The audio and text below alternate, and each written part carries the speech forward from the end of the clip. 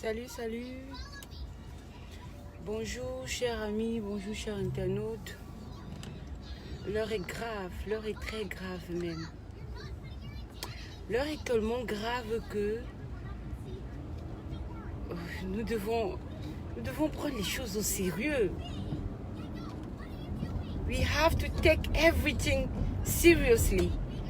Seriously. L'heure est très, je dis très grave, Camerounais. L'heure est très grave. Je ne sais pas ce que vous avez ressenti après cette tragédie qui est arrivée là-bas dans le nord. Crime crapuleux à que les gens sont dans une colère. Et vous savez ce que la colère peut faire.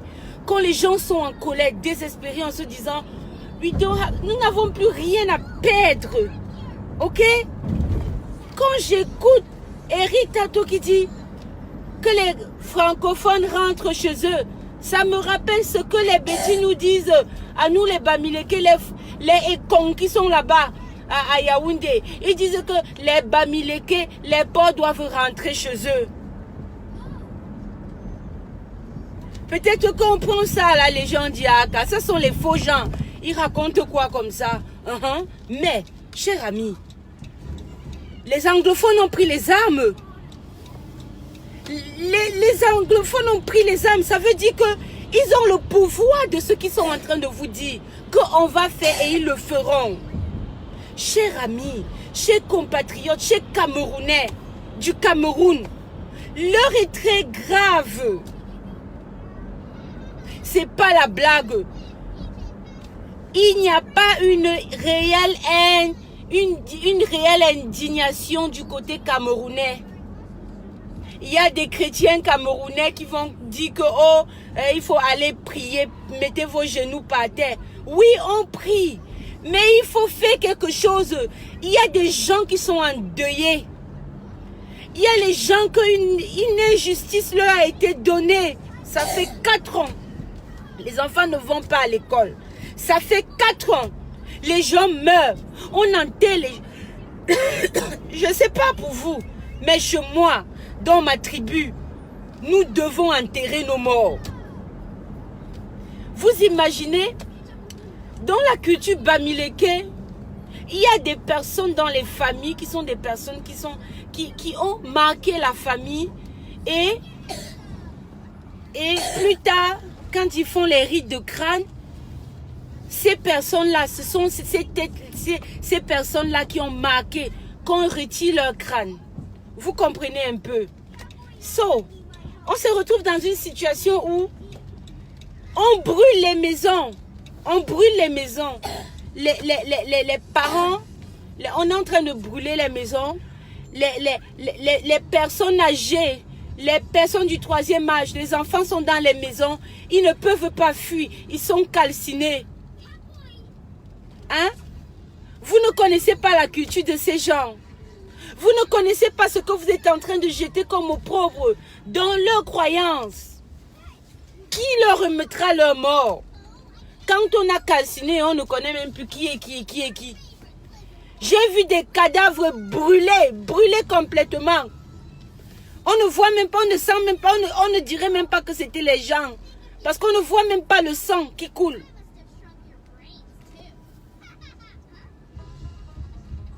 Oui, on va prier, mais il est temps de se lever. On ne peut pas continuer de laisser les gens mourir. Même Dieu nous demandera, qu'avez-vous fait? Vous avez prié, oui, mais vous avez prié. Quand il y a des trucs comme ça, indignez-vous. Indignez-vous. Vous êtes les clergés. Vous avez les fidèles dans les églises.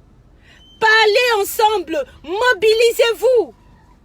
Il y a tellement d'églises au Cameroun.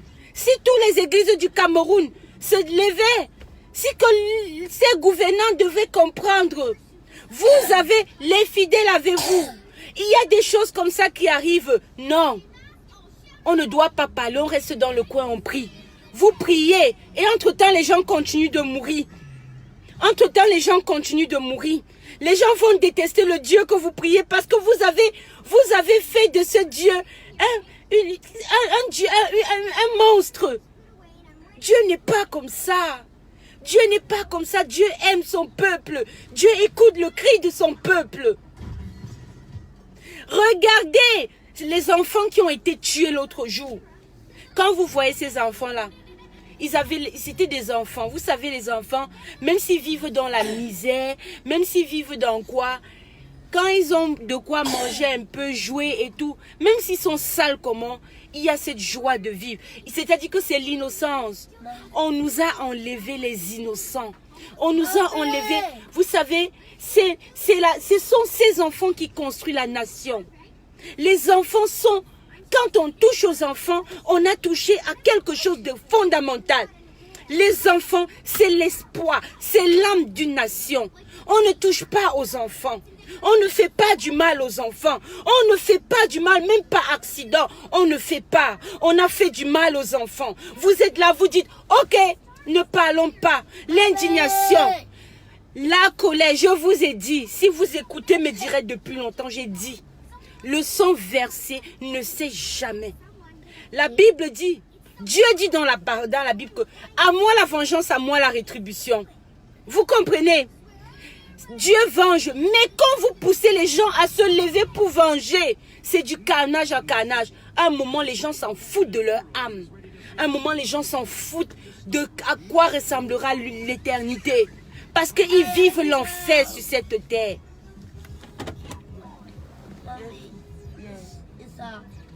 Oh, I'm sorry. Ce n'est pas possible. Je suis tellement dépassée parce que je tombe, je regarde le Facebook et mon cœur se coupe en me disant que mon Dieu, où est-ce que nous sommes en train d'aller? Les gens pensent que c'est la blague. Non. Et chers internautes, il y a une situation qui est tellement ridicule, ça fait honte. Oh non, non, what do you do? Dieu ne fait plus jamais ça. Tu as compris? Ok, c'est là. Il y a une situation. Nous avions l'armée qui était en train de combattre avec Boko Haram. Nous sommes tous au courant que la victoire était en train... Ils avaient réussi à reculer Boko Haram. Voilà, le nozo s'est posé. On a enlevé tous les effectifs du côté de l'ennemi du Cameroun pour aller mettre dans la partie, pour aller tuer les Camerounais. Je pleure quand je vois mes frères de l'extrême nord dire, il n'y a pas l'armée. On a fait ci, on a fait ça. L'armée est venue seulement le matin à 9 h. Vous avez signé honneur et fidélité au peuple, pas à monsieur Biya. Honneur et fidélité au peuple. L'armée doit pouvoir réfléchir. Jeunes soldats, vous pouvez réfléchir en vous disant que vous avez signé honneur et fidélité pour moi, pour tous les Camerounais du Cameroun. Vous avez abandonné les gars du Nord, les gars dans l'extrême Nord. Boko Haram les tue, Boko Haram les dépouille, Boko Haram les maltraite, Boko Haram est en train de prendre le devant. L'heure est grave. Nous sommes en train de nous diriger... Non, Djedje, non, le cas de tuer. Nous sommes en train de nous diriger progressivement vers une guerre civile. Et vous allez dire que, oh, vous êtes en train de vouloir appeler les choses. Non, chers internautes, l'heure est très grave. Aujourd'hui, si tu as ta personne qui est francophone, qui est dans la partie du nord-ouest, ne fais pas que c'est... Take that seriously. Tu dois prendre au sérieux. Quand ils ont dit, ils vont tout récupérer, ils doivent chasser, il faut prendre au sérieux. Parce que le nombre de soldats qui ont été déjà tués, le nombre de personnes qui ont été déjà tuées est suffisamment alarmante pour que vous preniez au sérieux ce que ces gars sont en train de dire. Vos vies sont en danger. Vous attendez qu'ils traversent leur frontière pour arriver au Cameroun, dans la partie francophone, pour comprendre à quel point ils sont sérieux. Ce gouvernement ne veut pas régler cette guerre. On a montré, il y a un désintérêt pas possible. Ils n'ont pas l'intention, ils ne veulent pas, ça ne les intéresse pas. La guerre, ça donne de l'argent. Parce que si vous arrêtez la guerre, ils n'auront plus l'argent. Je me demande si tous les soldats qui meurent là, puisque la plupart sont des jeunes soldats, ils n'ont peut-être même pas encore eu leur rappel. Je me demande si on leur donnera même ça. J'ai souvent entendu comment certains soldats se plaignaient du traitement qu'ils vivaient là-bas. Les troupes sont épuisées, les troupes sont fatiguées. Moi, j'ai demandé, j'ai dit, jeune soldat, si tu es dans le Nozo, déserte. Ta mission, c'est plutôt au nord. C'est aller chasser l'ennemi du Cameroun. Le problème du Nozo, c'était un problème de famille.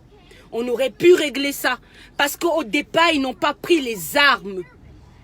J'ai partagé une vidéo et nous connaissons tous comment le problème anglophone a commencé. Ils n'ont pas pris les armes. Pour tous ceux-là qui sont en train de faire un déni, ils n'avaient pas pris les armes. Ils s'étaient levés tout naturellement comme ça. Mais qu'est-ce que vous avez fait? Qu'est-ce que vous avez joliment fait? Vous les avez humiliés dans leur personne, alors qu'ils demandaient quelque chose de simple. Aujourd'hui, nous sommes à 4 ans de guerre, 4 ans de souffrance, 4 ans de misère, 4 ans où les enfants qu'on accouche ne vont pas à l'école, où les enfants qu'on accouche naissent dans de mauvaises conditions. Même pour couper le cordon ombilical, on va prendre une lame ou un couteau rouillé pour le faire. Aujourd'hui, les enfants qu'on accouche n'ont pas de vaccin. Aujourd'hui, les enfants qu'on accouche n'ont pas de vitamines. Aujourd'hui, les enfants qu'on accouche ne mangent pas normalement à cause de cette sale guerre. Chers Camerounais, prenez les choses au sérieux. Ce n'est plus le temps de rester regarder en sautant de ces idioties sur la toile, en disant n'importe quoi, qu'il faut que l'armée parte. Mais je vous ai dit, tout ce que vous êtes en train de dire sera archivé. Parce que le crime qui est en train de se poser là au Cameroun ne passera pas. Non, ça ne passera pas. Tôt ou tard, même si c'est dans 50 ans, vous allez payer. So, retire-toi de là. Si depuis tu ne t'es pas encore levé, si depuis tu es encore en train de réfléchir, d'observer, je te dis, cette guerre te perdra. Cette guerre te perdra. Non mais les amis, quand ils disent que quitter chez eux, mais depuis que la guerre avait commencé, les Anglo n'ont jamais dit que les francophones partaient de chez nous. Je dis c'est la première fois que j'entends ça. C'est la première fois que ils n'ont jamais dit ça. Nous sommes dans un pays où on a fait les mariages. Ma grande sœur est mariée à Bamenda. So, si ma grande sœur se retrouve là-bas à Bamenda, on doit la zigouiller. Right? On doit la zigouiller. On va faire comment pour séparer le sang Bamileke et Bamenda dans mes enfants? Comment? Vous parlez de quoi? On a fait comment pour en arriver là? Tout simplement parce qu'on est un peuple amorphe. On ne fait pas notre... C'est pour ça que le Cameroun ne fait que rétrograder, régresser. Le Cameroun ne fait de plus en plus être que le dernier de la classe. Il est peut-être le meilleur élève de la France, mais il est le dernier de la classe. Le Cameroun est le dernier de la classe. On était à un niveau comme ça. Aujourd'hui, on est en deçà du deçà. Vous pensez que tout ça c'est quoi? Vous pensez que tout ça c'est quoi? Vous m'avez dit que vous êtes un pays de paix. Non, ça c'est pas la paix. Un pays où les gens vivent dans la misère. Un pays où les enfants ne sont pas considérés. Un pays où on ne met pas l'enfant au centre. Un pays où on méprise la jeunesse. Vous me parlez de paix. Quelle paix? Quelle paix? Savez-vous comment on fait pour construire la paix? Pour construire la paix, on prend soin des siens. Pour créer un environnement de paix, on respecte son prochain. Pour créer un environnement de paix, on se met à la place des autres. On essaye de manger ce qu'ils mangent pour voir si c'est bon. Parce que quand tu vois un Camerounais qui est en train de boire l'eau que les bœufs boivent, baisse-toi, tu bois aussi ça. Et tu me dis si c'est la paix que tu es en train de construire. Il faudra qu'on me dise, vous parlez de paix de quoi? Quand les gens vivent dans la misère, la précarité, vous parlez de paix de quoi? Arrêtez d'insulter le Dieu que je sais. Mon Dieu est un Dieu de paix, ça c'est pas la paix. C'est la guerre que vous avez préparée dans le cœur des gens. Chez les Camerounais du Cameroun, ce n'est pas le temps aujourd'hui de nous raconter les histoires de qu'on ne veut pas la guerre. Vous avez travaillé pour cette guerre. Vous avez créé cette guerre dans le cœur des gens. Les tensions qui sont sur les réseaux sociaux, ce n'est pas quelque chose de nouveau. Ça a eu le temps d'être implémenté. Il y a eu les gens qui ont eu le temps. Il y a eu les gens qui ont eu le temps de ressasser des choses. Quand les gens balancent des choses horribles sur la toile, vous faites comme si c'était nouveau. Non, c'est pas nouveau. On ne se lève pas d'un matin comme ça là, on devient ça. Non, c'est progressivement. La haine a le temps de se construire. Les enfants que nous accouchons ne connaissent pas la haine. Les enfants que nous accouchons ne connaissent pas la différence. Ils veulent juste jouer entre eux. C'est nous qui faisons de nos enfants des monstres. Il y a un petit enfant qui allait tuer son professeur l'autre jour. À cause de nous, des parents irresponsables.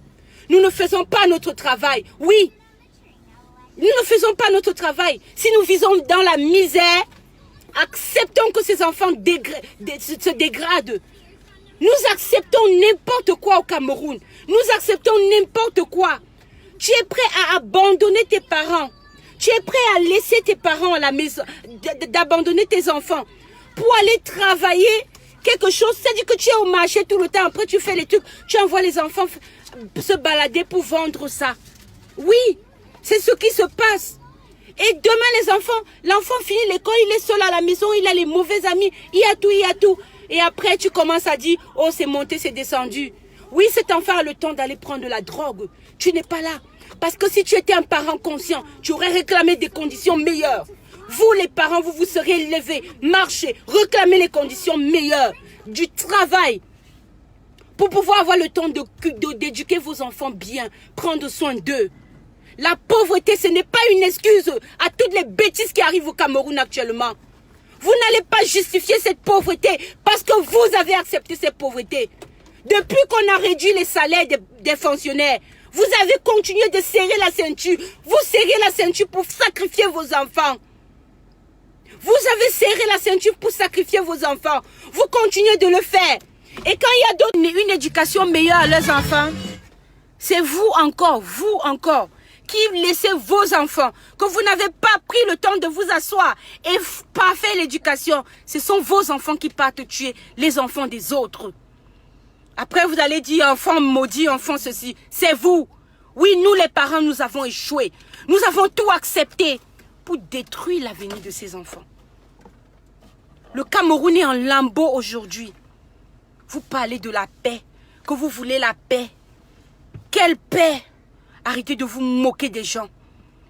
La paix, là, ça n'existe que dans vos têtes de têtards. Oui, ça n'existe que là-dedans. Parce qu'il n'y a rien, aucune condition qui amène cette paix. On développe la jalousie dans le cœur des gens. Le mépris. J'arrête ça. Ok. On développe le mépris, on développe toute forme de mauvaises choses. Parce que nous ne faisons pas notre part. Oui, une société normale, quand les choses ne vont pas bien, ils se lèvent et ils réclament. Ils réclament au gouvernement, arrange ça. Nous n'accouchons pas les enfants pour enterrer. Nous n'accouchons pas les enfants pour les voir se dégrader. Nous avons une responsabilité vis-à-vis de ces parents, de ces enfants. Mom is like me. Mom. Ils ne font rien, ils disent qu'ils ont la paix, ils ne font rien. Ils s'asseyent. On continue d'appuyer, on continue de les oppresser. Ils continuent de se taire. Et maintenant, quand la soupape explose, on commence à pointer les gens du doigt. Mommy. Voilà le nozo est en feu. Mommy. Yes. I want caca. Oh, I'm sorry. Okay, let's go home, okay? Okay. Oh my goodness. Ok. Donc, je vais... Assois-toi alors. I want caca. Ok. Ok. Wow, je suis même pas, on n'est même pas à la maison, tu dis. That is terrible. Okay, let's go. Let's go to McDonald's. Let's go to McDonald's. I go there. Okay, come. Oui.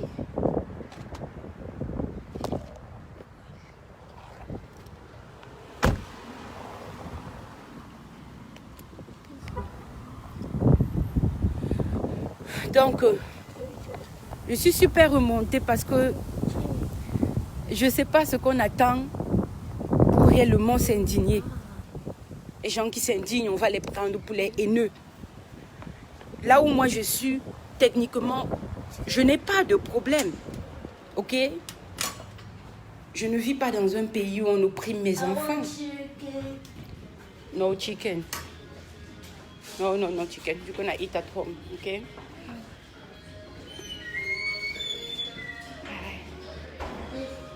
Ok. Ok. Donc, je suis vraiment dépassée. Je suis tellement dépassée que je me demande bien qu'est-ce qui ne va pas avec nous. On n'est même pas capable de nous indigner. Nous ne sommes même pas capables de nous indigner.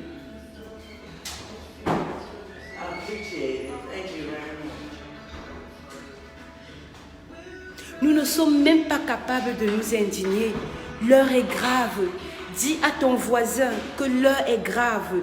Ce n'est pas la blague. Ne faites pas comme si c'est nous qui sommes en train de vouloir aggraver la situation. Non, c'est horrible. Les gens qui meurent là-bas au Nozo, ce sont des Camerounais. Et leur vie, c'est la vie du Cameroun. Are you done? Ok, hold on. Donc, l'heure est vraiment grave. L'heure est sérieusement grave. Les gens sont tétanisés, mais ils vont être tétanisés jusqu'à quand? C'est quand la mort va venir les trouver dans leur maison qu'ils vont comprendre que c'est sérieux. Qu'on arrête de bafouer la vie des gens. Qu'on arrête de sacrifier la vie de toute une génération. Parce qu'on nous parle d'une paix qu'on ne voit pas. La paix de quoi? Est-ce que le Camerounais connaît vraiment la paix? Ça, c'est pas la paix. Excusez-moi. Oh. Hold on, JJ. Hold on. Est-ce que le Camerounais connaît vraiment la paix? Est-ce que le Camerounais connaît vraiment la paix? Il ne connaît pas la paix. Il n'a aucune idée de la paix. Hold on, JJ. Hold on. Il n'a vraiment aucune idée de la paix. Aucune idée. Mommy. No, it's okay. Hold on. On ne connaît pas la paix. On ne connaît pas la paix. C'est pas la paix qu'on a là au Cameroun. C'est pas la paix. C'est pas la paix. Qu'on ne nous parle pas de paix. Parce que quand on parle de paix, la vraie paix, c'est autre chose. La vraie paix, c'est autre chose. Donnez-moi une seconde. La vraie paix, c'est autre chose. Ce n'est pas ce qu'on voit là.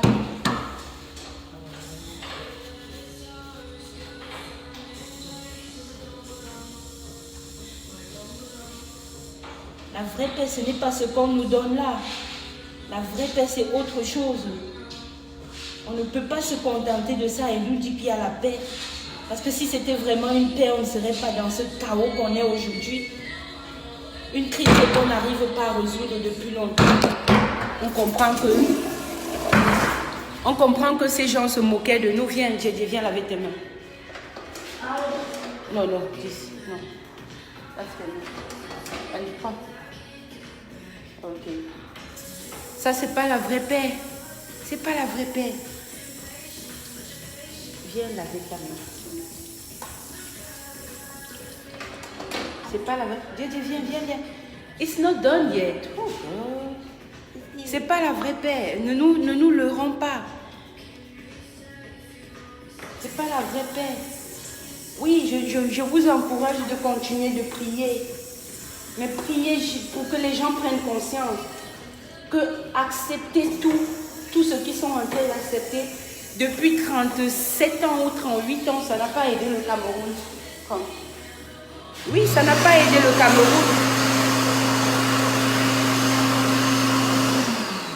37 ans de tyrannie.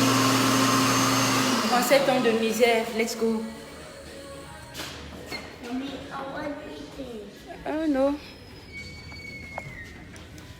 37 ans de tyrannie, 37 ans de misère, 37 ans de tout. Non.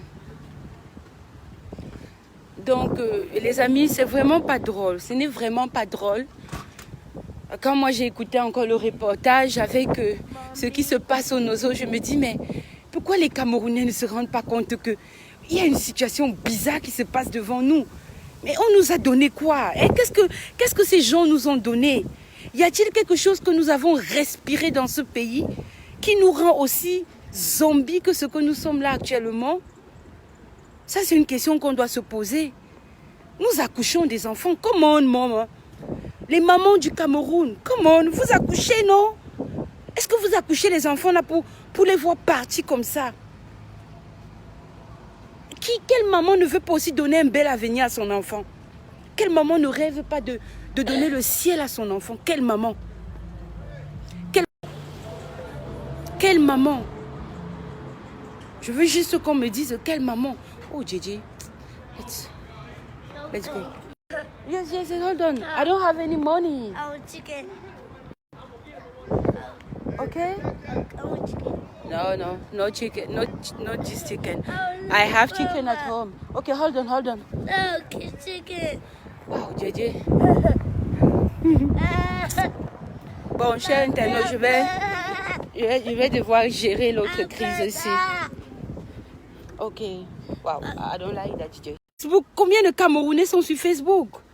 Hein? Le reste des Camerounais, c'est tranquille. Quand quelqu'un arrive au pays, le pays est tranquille. Les gens sont dans la misère, la souffrance, ils ne se plaignent pas. Oh, ça veut dire qu'ils aiment la porcherie dans laquelle ils se trouvent. Hein? Les Camerounais vivent en deçà du seuil de la pauvreté. Les Camerounais se débrouillent. Oui, je dis bravo, on est un peuple qui travaille.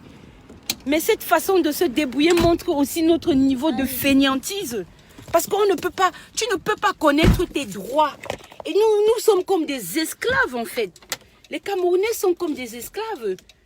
Ils connaissent leurs droits, mais ils ne font rien pour que leurs droits soient respectés. Les Camerounais sont conscients de leurs droits, mais non, ils ne veulent pas vraiment trop travailler sur ça.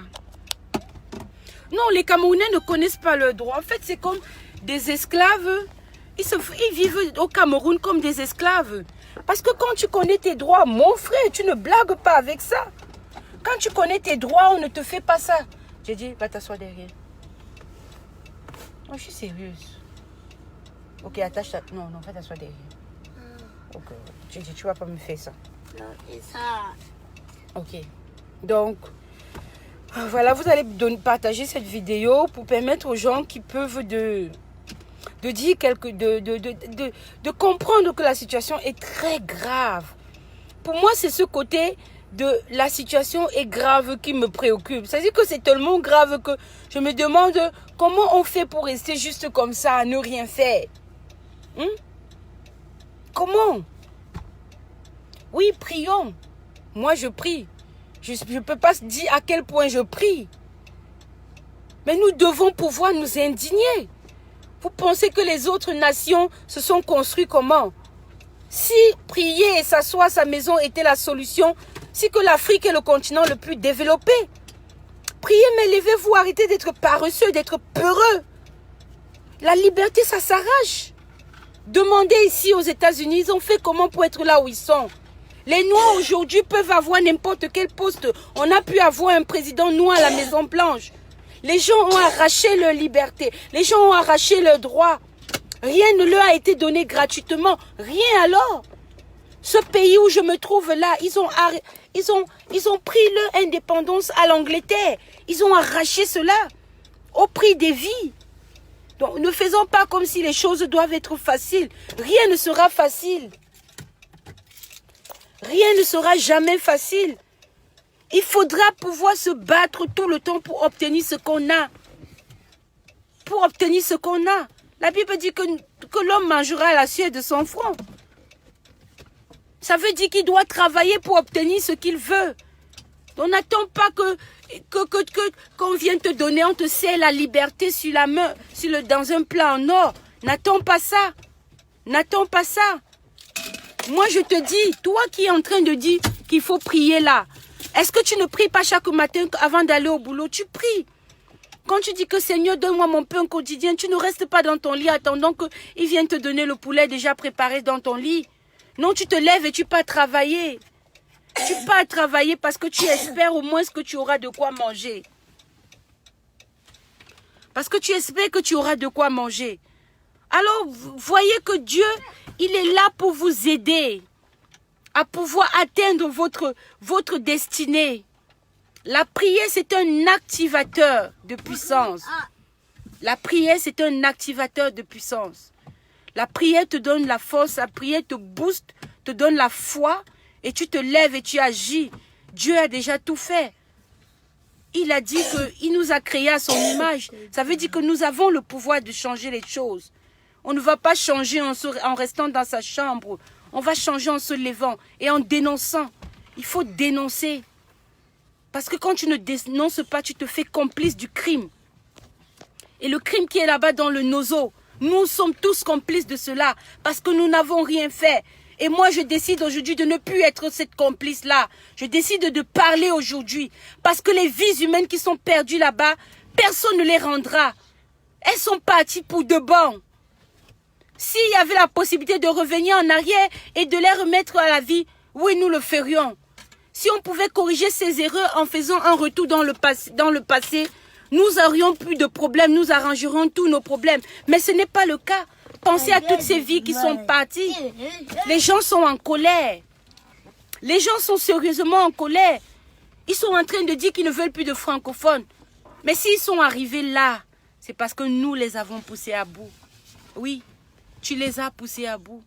Ton silence, ton indifférence n'a été qu'un activateur de haine. Depuis que c'est arrivé, c'était le 14.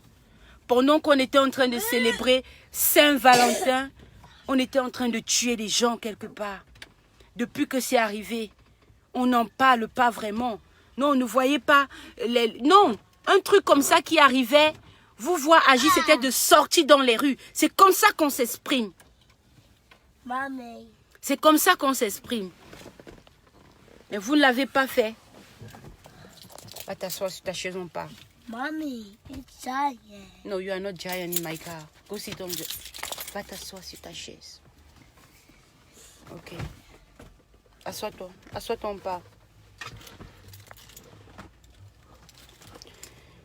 Donc, voilà. Je vous souhaite une bonne soirée. Bonsoir, grand-mère. C'est vraiment triste. C'est révoltant. Aujourd'hui, être un francophone dans la zone anglophone est un danger. Est-ce que les gens ont compris ça? Tous les soldats qu'on a tués là, la majorité des soldats qui sont tués sont des francophones. N'est-ce pas? Si on réussit à tuer les soldats, ce n'est pas nous, les civils, qu'on ne va pas tuer. Et quand nous, on est en train de dénoncer, vous dites qu'on supporte. Vous dites quand même qu'on supporte les sécessionnistes. Vous ne vous rendez pas compte que les gens sont en train de mourir. Non, vous vous en foutez. Carrément. Oh, vous êtes en train de supporter, force sera rendue à la loi, l'armée va aller, quand ils font comme ça, on doit les décimer avec les armes. Really? Boko Haram là, Boko Haram vous a dépassé. C'est sur vos frères anglophones que vous êtes allés vous placer. Shame on you. Je ne peux pas cautionner ce que l'armée fait au Nozo. Non, je ne peux pas. Ne dites pas que nous sommes, moi, je n'ai pas donné ma permission. Je suis le peuple. Et il a dit honneur et fidélité au peuple. Mais l'armée n'est pas partie parce qu'on n'a pas demandé ma permission avant d'aller dans le Nozo. C'était la décision personnelle de M. Biya. Alors, Le chaos qui est dans le Nozo, Biya est le seul responsable. Il porte le sang versé dans le Nozo. C'est le sang qui parlera contre lui jusqu'à la fin des temps. Oui, parce qu'on n'a pas demandé la permission du peuple que je suis avant d'aller au Nozo. On ne peut pas, l'armée ne peut pas aller contre son peuple. En grandissant, j'ai appris que l'armée protégeait les frontières. L'armée a défendu Bakassi. Oui, c'était défendre le Cameroun contre des étrangers. L'armée était en train de se battre contre Boko Haram. Nous avons salué les forces de l'armée. Mais ce que l'armée fait au Nozo, non, je vomis cette armée. Je ne suis pas contente. Donc je vous souhaite une bonne soirée.